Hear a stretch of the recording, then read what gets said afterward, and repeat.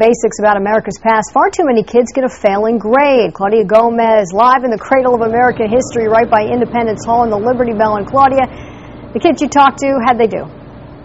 Oh, Lauren, I found all of the smart ones today. They were all very, very impressive. But when the feds tested American students all across the country earlier this spring, they weren't nearly as lucky. Listen to this.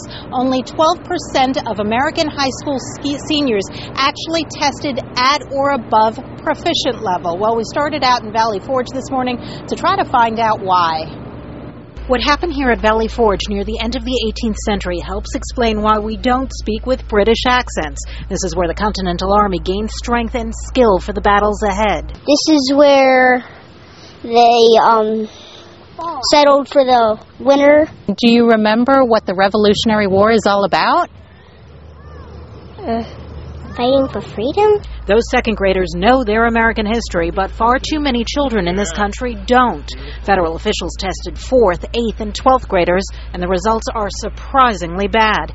80% of 4th graders did not score at the proficient level. I was surprised, really, that it was as poor as it was, and I just feel like we should spend some more time knowing our own country's history. If we don't educate them as parents and teachers, it's going to be forgotten. As time goes on, it's going to be forgotten. And what's the danger in that?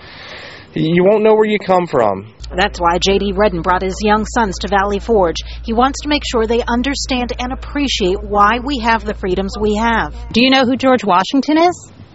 Yes, he was the first president. Holden's knowledge of American history isn't typical. Federal testing found most 4th graders didn't know why Abraham Lincoln was a significant figure. Is everybody in your class as smart as you are when it comes to history? Not really. But before we come down too hard on American kids, it's not all their fault. With testing being a priority, science, math, and literacy are the most important topics because they're being tested on those, and that less and less time is being spent on history. That's nobody's fault. That's just the way it happens. And so you're looking at Independence Hall right now. More than ever, it's important for parents to play a pretty significant role in their kids' education, at least when it comes to American history. We're in the Delaware Valley, surrounded by history, so that could be a terrific summer project, Lauren. Claudia, I got to wonder, though, with the age of the Internet, do you think that plays a role in it? We can look anything up? Probably that's part of it, and unfortunately what they're probably looking up is Paris Hilton and not George Washington or Abraham Lincoln. That's a good point. All right, Claudia Gomez, I know you got more at 6 o'clock. We'll see you then.